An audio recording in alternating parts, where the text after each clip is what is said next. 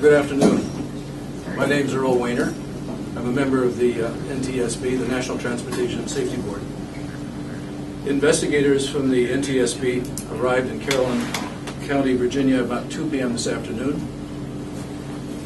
to begin an investigation into the accident involving a Model 2000 Setra motor coach operated by Sky Express Limited, Incorporated. For background, the NTSB is an independent federal agency charged by Congress with investigating every civil aviation accident, significant accidents in rail, highway, marine, and pipeline, and to issue safety recommendations aimed at preventing future accidents. Before I go any further, on behalf of the NTSB, I'd like to extend our condolences to the family and friends of the victims of this tragic accident. Here's the factual information we have right now. At 4:55 a.m. this morning, a Setra motor coach was traveling northbound on Interstate 95 near Doswell in Carrollton County, Virginia. The vehicle departed from North Carolina at about 10 p.m. last evening en route to New York. The Setra motor coach was operated by Sky Express Incorporated. There were 56 passengers and one driver on board. Preliminary reports that we received from the emergency responders on the scene indicate several passengers were killed and many more injured.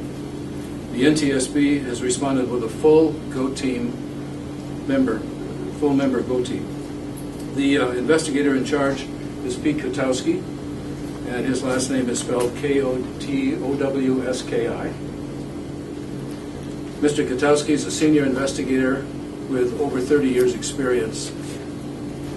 The NTSB team of investigators will be examining the following areas: the vehicle to determine if there were any abnormalities prior to the accident, the highway and its design, survival factors, meaning the injuries and fatalities, will be investigated to understand how to make motor coach safer and prevent injuries in the future, human performance, looking for anything that would affect driver performance or behavior, motor carrier operation, that is management of the companies to understand if it operated safely. And finally, we'll be looking at the regulatory oversight by the Federal Motor Carrier Safety Administration, FMCSA, National Highway Traffic Safety Administration, and the FHA, the Federal Highway Administration, for adequate regulations. In addition to our investigators, we have family assistance specialists from the NTSB's Office of Transportation Disaster Assistance on scene to provide support to family members and victims of the accident. Throughout the next several days, our investigators will work on scene to thoroughly document the accident scene and gather factual information. Our mission is to understand not just what happened, but why it happened, and to recommend changes to prevent it from ever happening again. We will not be determining the probable cause of the accident while here on scene, nor will we speculate about what may have caused this accident. We expect the on-scene phase of the investigation to last anywhere from 7 to 10 days. Since we're just beginning the investigation, we don't have a great deal of information. However, we will keep you informed by providing updates as we learn more. One final comment, I would like to take a moment to thank all of the first responders to this accident. They've been working very hard and very long, and we appreciate all that they've done. Now I'll take a few questions. Mr. Weiner, what does a full member GO team mean? What does that involve? Well, it involves quite a number of different specialties. So we'll be looking at operations, the operation of the bus company, and that may mean we go to where the bus company is located. Human performance. So that looks at whether there are any issues with the driver, any systemic issues that set the driver up for the situation he was in. Survival factors, which would probably be a big issue in this accident. How could people have survived this accident better? You know, what changes perhaps that need to be made with bus construction, bus strength.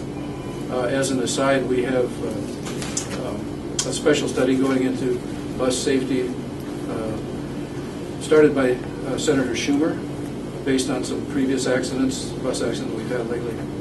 And we've also just held a bus and Truck Safety Forum at the NTSB. That was, I believe, just 2 weeks ago. So we've got several recommendations out on bus construction safety. We'll be looking at the systems on the bus, try to understand and eliminate any mechanical issues or understand what the mechanical issues were. If there's a vehicle recorder on board, that'll help us a great deal with giving us some factual, some data. We'll be looking at the maintenance records of the bus. We'll probably find or follow the bus all the way from its manufacturer to understand how the bus was maintained.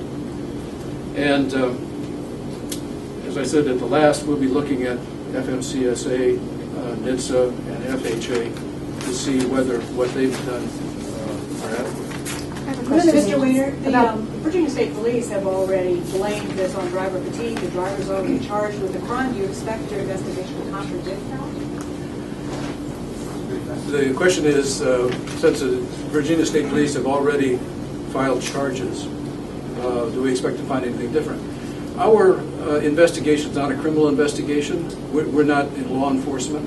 We're looking at it strictly from a safety point of view. So what we want to understand is, are there things that can be done to the bus, to its operation, to the operation of the carriers themselves that will prevent these accidents in the future? So we stick strictly on the safety side. Our investigation takes a lot longer. Instead of a one-day, two-day investigation, our investigation will probably take a year before the probable cause is determined and announced. Are these motor coach drivers required to carry log books like truck drivers to show when they stopped, how long they rested? And do you know if that was maintained? The question is, do bus drivers carry log books, hours of service records like truck drivers do? The answer is yes. That will certainly be an area that we'll be taking a close look at in the detailed investigation that we're launching. What about safety belts? This bus was not equipped with seat belts except for the driver. He's the only one who didn't go to the hospital. It's a requirement there. We certainly, in the survival factors investigation, will pay close attention to what seatbelts may or may not have done for the survival.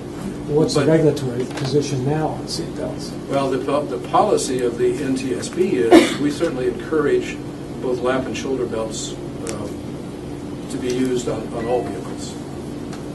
Again, we are not an enforcement agency, we're a safety agency, so what we put out are recommendations to, for example, the other federal agencies. Sir, so you mentioned that lap and safety belts are recommended for bus passengers? Yes, we have recommended safety belts for bus passengers as a policy for a long time. But it's not required. It's not required for bus passengers? No. Not required. Are you aware, sir, that the Federal Motor Carrier Safety Administration uncovered several violations against this company? And then last month, in response to these violations, they went to Charlotte, conducted an audit, and the audit rating came out to be satisfactory, meaning the highest. Do you have anything to say about that?